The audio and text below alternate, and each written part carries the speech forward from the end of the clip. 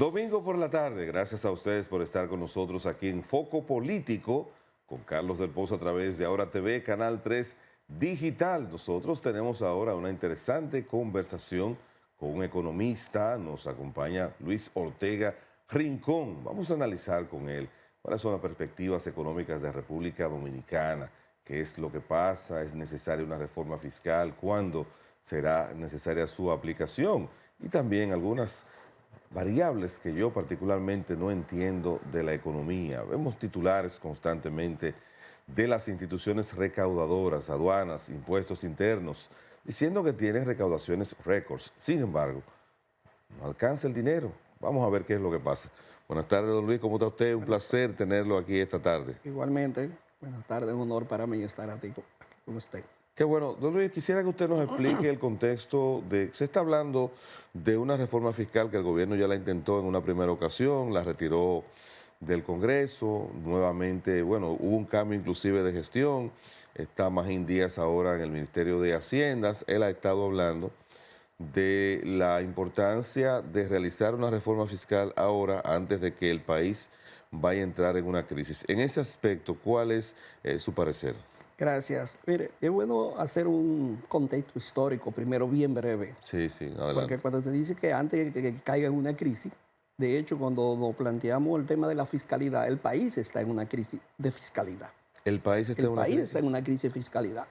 ¿Cómo define usted la crisis? Es lo que va a poner el foco y no hay que extenderse mucho en discusiones bizantinas si está o no está. Solamente hay que referirse a los parámetros del Fondo Monetario Internacional, que establece que un país está en crisis fiscal estructural cuando traspasa unos 11 parámetros fundamentales. Para mencionar dos solamente: brecha de cumplimiento, brecha política, sostenibilidad de largo plazo de las finanzas públicas, presión tributaria baja, para mencionar tres nada más de los 11. Todos, República Dominicana traspasó esos umbrales hace años.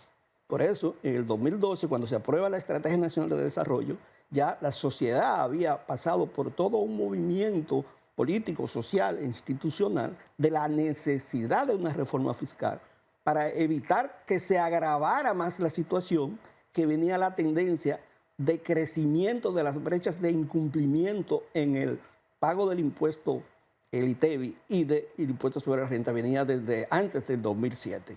Por consiguiente, había un cuadro, un diagnóstico bien grave ya en aquella época, y el hecho de que no se haya iniciado el proceso de pacto fiscal que manda la Estrategia Nacional de Desarrollo en los primeros 3 años de esa estrategia, que era el 13, 14 y el 15, estamos en una situación ahora en que se amenaza con que podemos entrar en una crisis. No podemos entrar. Estamos en una crisis fiscal, lo que es de baja intensidad. Lo que parece ser que algunas autoridades, específicamente el ministro que usted acaba de citar, se está refiriendo a un colapso abrupto de la economía. Bueno, inmediatamente no estamos ante un colapso abrupto, pero están dadas las condiciones macroeconómicas, a pesar de lo que dice el Fondo Monetario Internacional, de que los fundamentos económicos están sólidos. En realidad hay muchos que están frágiles y la dependencia es enorme. Por consiguiente, ante el shock externo es algo que sucede en una economía de la que dependemos tanto en términos de relación como es los Estados Unidos de América. Ante la situación de la inflación allá, los aranceles, etcétera, se ha reflejado precisamente en una contracción una contracción del Producto Bruto Interno de nosotros para este año, cuya expectativa era de crecer a más del 4, y apenas se está previendo que puede llegar al 2.5, junto con otra serie de políticas internas que hacen que eso se contraiga. Permítame volver un poquito atrás a una huella que usted me ha dejado con preocupación. 2012, 2013, 2014. ¿Qué debió pasar y qué se hizo en esa etapa? Mira, la Estrategia Nacional de Desarrollo establece un conjunto de políticas interesantes de diferentes sectores. Establecía 3 pactos: pacto educativo, pacto eléctrico y pacto fiscal. Nos vamos a referir al pacto fiscal. Ya sabemos que se hizo un pacto educativo cuya cobertura a nivel de recursos son suficientes, pero cuya calidad da pena, porque está por el suelo, lo cual habla mucho precisamente de lo que se plantea como reforma fiscal, que no es solamente impuesto, es también gasto, nivel y calidad del gasto. allí en ese pacto que se hizo, hay suficiente para aumentar esa calidad, la cual no ha sido posible y ponen en entredicho lo que son las gerencias ya en la parte educativa, que no vamos a entrar, y han pasado mucha gente capaz por ahí. Parece que el problema no es solamente de conocimiento, hay elementos adicionales, además del conocimiento de los ministros, viceministros que han pasado por ahí. El pacto eléctrico, que se inició y se abortó precisamente por el tipo de temas específicos a nivel de quién va a cargar con determinados recursos, determinados subsidios, determinado quién va a financiar el proceso. Y hay sectores, bueno, que están haciendo un negocio enorme, fabuloso, que lo que menos quiere es que se haga ningún pacto eléctrico real, ¿no? Ahora se está planteando nuevamente. Y por último, el pacto fiscal, que nunca se inició ni se intentó iniciar, porque es en el plano político es que se tiene que tomar la primera decisión. Bueno, el señor Magín lo dijo ayer en una entrevista, que dijo, no, el presidente que sabe, eso está en el campo político. Sigue estando en el campo político la decisión de mandar, porque además es una responsabilidad que establece la ley, que el Poder Ejecutivo debe mandar, enviar al Consejo Económico y Social un pacto fiscal, no una reforma fiscal, que hay que establecer la diferencia. ¿Cuál es la diferencia? Y aprovecho y le pregunto, porque entre un concepto o un criterio y el otro. Con mucha frecuencia se habla, hay que hacer una reforma. ¿Sí? Sí. Todo hay que hacer. Estamos de acuerdo que hay que hacer una reforma. El hecho de que esté en una crisis hay que hacer una. Ahora, ¿qué tipo de reforma va a definir? La estrategia manda un pacto fiscal. ¿Por qué un pacto fiscal? Un pacto fiscal tiene que ser el consenso de todos los actores, entidades que actúan, interaccionan en la sociedad dominicana, en el área productiva. ¿Por qué? Bueno, ya establecimos, hay una crisis crónica y no me lo estoy inventando yo. Los parámetros del Fondo Monetario Internacional, que dice cualquier economía que tenga parámetros por encima del 20 al 25% en el cumplimiento de sus tributos, de sus impuestos, está a nivel crónico. Pero hay algo, escúcheme ahí, porque usted me va dando una serie de datos que son tan importantes que no puedo dejar que se me disgreguen en la entrevista. Usted me está hablando de una crisis que tenemos de fiscalidad. De fiscalidad. Dice que basado... Crónica, dice el fondo. Crónica, dice el fondo, basado en esos parámetros. Sin embargo, ¿cómo eso en la vida cotidiana del dominicano común y corriente se puede entender o interpretar? Porque no hay un padecimiento que la gente diga, bueno, estamos viviendo en una crisis desde el punto de vista de la economía doméstica. Vemos al gobierno inclusive, de hecho, que está apoyando a muchos sectores del país, sectores sociales, con subsidios. Vemos que nos están diciendo que las recaudaciones son récords, tanto en la aduana como impuestos internos. Entonces, ¿cómo con recaudaciones que son récords podemos hablar de que estamos ante una crisis de fiscalidad?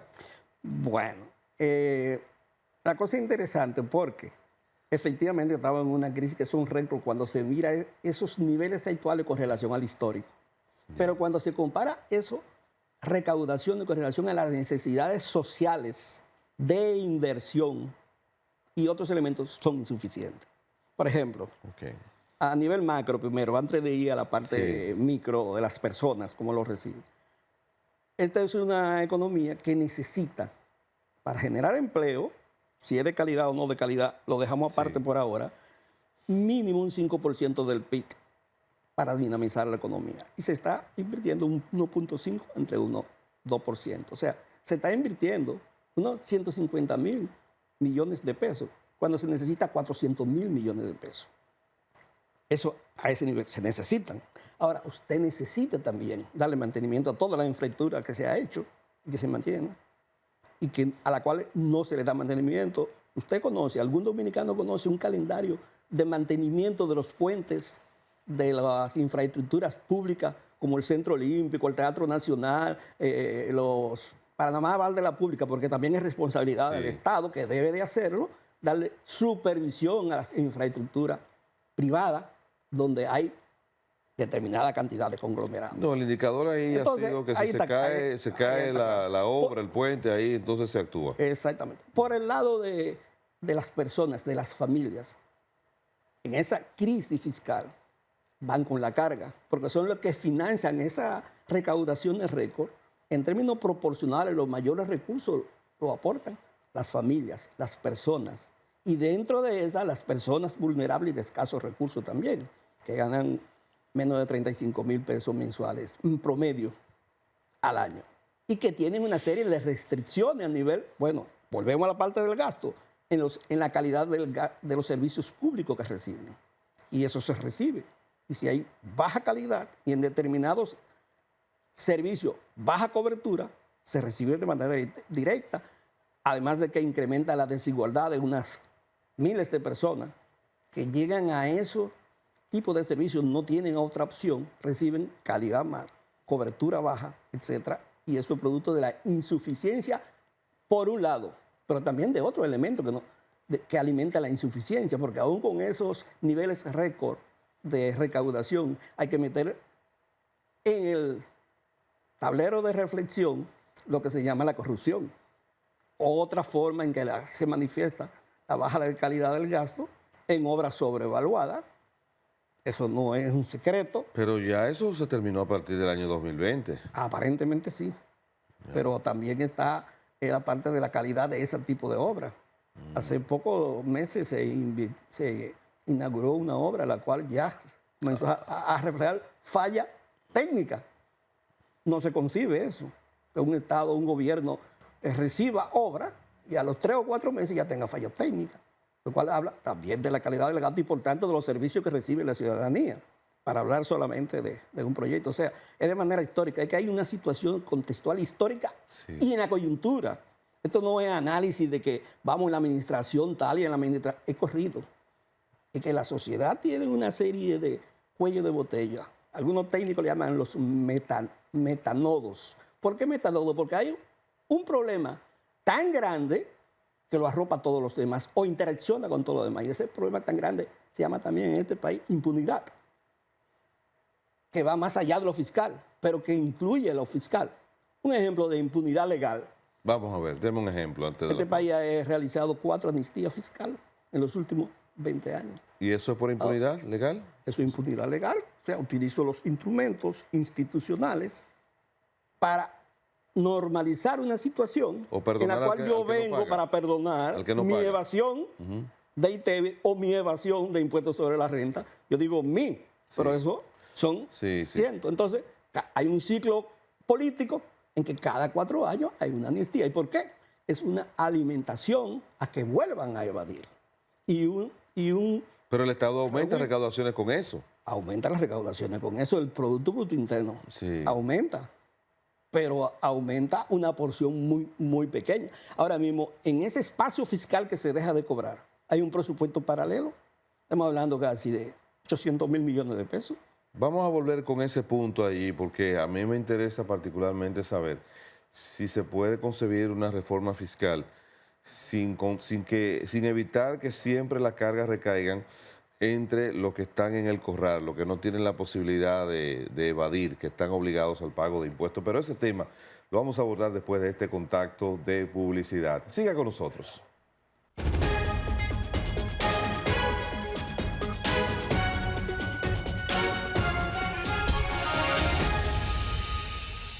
Gracias por continuar con nosotros aquí en Foco Político. Con Carlos del Pozo estamos conversando con el economista Luis Ortega Rincón. Dejamos pendiente, antes de la pausa, don Luis, cuando se habla de reforma fiscal, a todo el que paga impuestos, a todo el que está dentro del corral, le da calambre porque dice, wow, me van a aumentar. Están hablando de reforma, eso significa que me van a aumentar más los impuestos. Desde su experiencia, ¿qué ha fallado en República Dominicana para que la reforma fiscal no solo descanse en lo que ya pagan impuestos, sino que los evasores, los que tienen la facilidad hasta legal, quedan excluidos, las exenciones nunca se tocan? ¿Cuál es su experiencia? ¿Qué hacer? ¿Se puede lograr eso en algún momento, don Luis? Claro que se puede lograr. ¿Cómo se puede lograr? Algunos dirán que es complicado, otros dicen que es complejo. La situación es que no es una falla, no hay falla, tampoco es un error, es una condición sistémica, ha sido diseñado así el sistema, en una maraña de complicidades de entidades en que partamos de la deuda general, en que la deuda desplaza, la deuda no ha desplazado nada. El Estado no ha cumplido con su responsabilidad de recaudar con eficacia y eficiencia. El Estado no ha cumplido con su responsabilidad de hacer que el sistema tributario, el que se basa en los impuestos, sea progresivo. Progresivo quiere decir que lo que más tengan en términos absolutos paguen más en términos relativos. Pero eso nunca se ha dado, don Luis, que el que tiene más pague más. En el mundo, sí. Pero en aquí República no. Dominicana, no, porque aquí hay la suficiente fuerza de determinados sectores privilegiados para obstaculizar desde la oscuridad privada en conturbiendo con algunos estamentos del sector público, que algunos han sido capturados por aquel sector. Y por consiguiente, en esa situación no se puede dar, no se puede dar. Entonces, esa parte que usted dice que está capturada, sí, lo que estamos atrapados en el corral. Están atrapados en el corral. Sí. Tenemos que pensar cuáles son los hilos fundamentales que impiden eso. Y puesto que usted no puede evadir, puesto que la señora Juana Rodríguez en Yamasá no puede evadir, puesto que el señor Nelson de la Cruz en Cotuí tampoco puede evadir. Sin embargo, aportan todo su ITEVI, inmediatamente consumen una botellita de agua, un refresco, está pagando su ITEVI, está pagando los impuestos, aún no tiene empleo, con lo cual hace su aporte al crecimiento nacional o al desarrollo nacional, o como se le quiera llamar. Sin embargo, no reciben todos los demás. Entonces, el foco sí se puede. Ahora, por eso se habla de pacto, porque tiene que ser a través de un consenso que las fuerzas tengan que hablar, porque evidentemente, ¿qué actor individual microeconómico quiere pagar impuestos? Nadie quiere pagar impuestos, pero es una necesidad que los estados nacionales desde que surgieron tengan que financiarse de alguna manera, o se conoce alguna entidad que no necesite financiarse. Entonces, es a través de los impuestos de la mayor que consiguen los gobiernos, aquí en cualquier parte del mundo, sus ingresos para financiar lo que son las obras comunes, las obras sociales. Entonces, sí hay que hacerlo. Ahora, en la sociedad dominicana, el 89% de los impuestos son regresivos. Lo pagan los que están atrapados.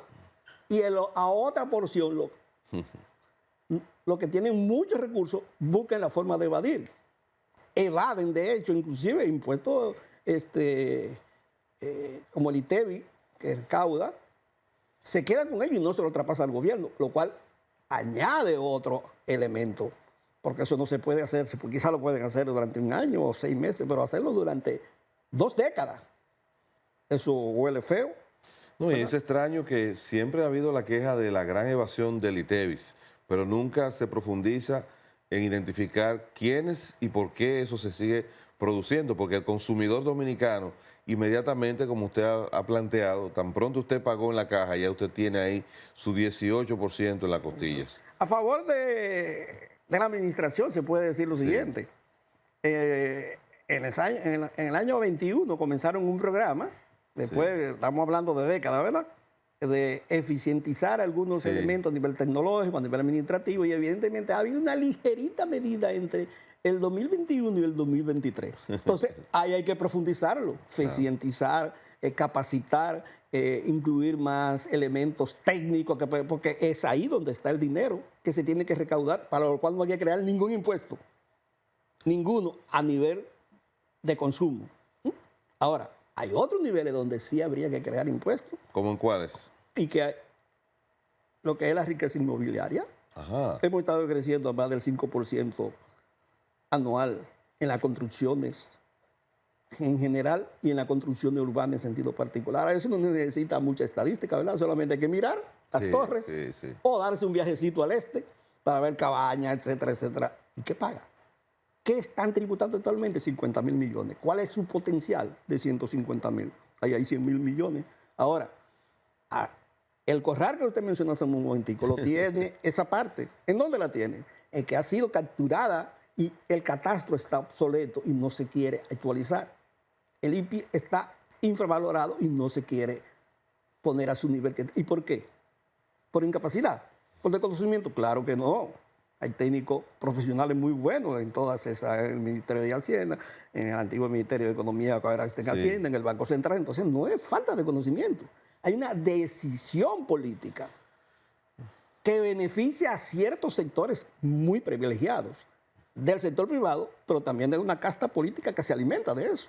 Y hay un cordón, una comunicación de flujo entre ellos. Entonces, eso, la otra parte de la población que tiene que reflexionar y decir, oye, ¿y por qué yo tengo que cargar con esto? Porque yo sí tengo que pagar mi impuesto a mi consumo y el señor tal tiene un yate y su tasa de impuesto es cero. Sí, así es. Don Luis, el crecimiento de la economía. República Dominicana los últimos 20 años pues había tenido una bandera que exhibir ante América Latina, ante el mundo, crecimiento continuo de la economía. De repente en los últimos años hemos tenido un descenso en ese crecimiento. Se nos habla de factores externos, pero hay países como Costa Rica, como Panamá, entre otros, que dentro de las adversidades que realmente existen han podido mantener un nivel de crecimiento por encima de República Dominicana. ¿Cuál es la realidad? ¿A qué se debe el descenso en el crecimiento dominicano? ¿Factores externos o factores internos? Ambas combinados. Ahora, si tomamos 2023 y 2025, sí, cuando se ve que ahora hay un frenazo de golpe, hace un momentito hablamos, si usted no tiene inversión no puede dinamizar nada. Inversión pública en este caso, ¿verdad? Sí. Si no tiene lo suficiente fondo para dinamizar esa inversión, no puede empujar la demanda agregada para que se cree ese crecimiento y se creen ese... Ahora, ¿por qué no tiene los recursos?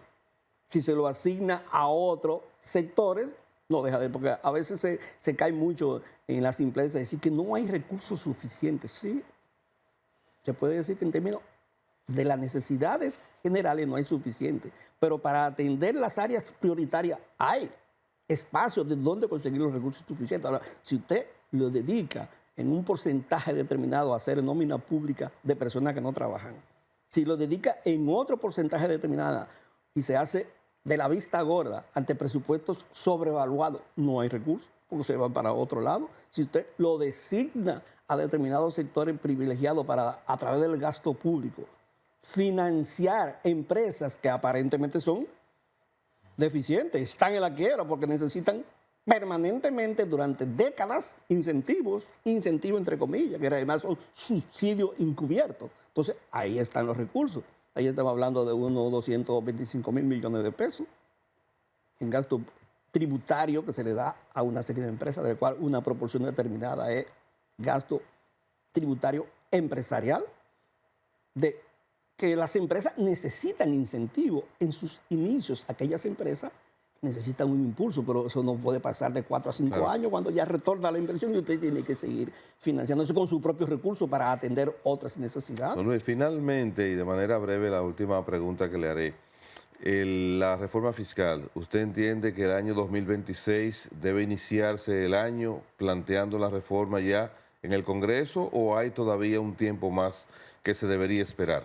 Bueno, ¿cómo iniciamos? Para la reforma fiscal usted lo puede iniciar ahora. Okay. Ahora, ¿qué usted va a llamar reforma fiscal? A subir una tasa, a hacer eso. Eso es parche fiscal. Okay. En que usted va a buscarse una cantidad determinada, 20 mil, 25 mil millones de pesos que no van a resolver los problemas fundamentales. Y los problemas crónicos de crisis lo que va a hacer es postergarlo para el futuro. Entonces entra dentro de un ciclo político bien raro, que se lo traspasa a la sociedad, toda la presión y tensión que eso significa para los que están atrapados, como usted dijo. Bueno, pues muchas gracias a don Luis Ortega Rincón, economista, que ha conversado con nosotros en este domingo por la tarde. Sigan ustedes con Foco Político. Ya regresamos.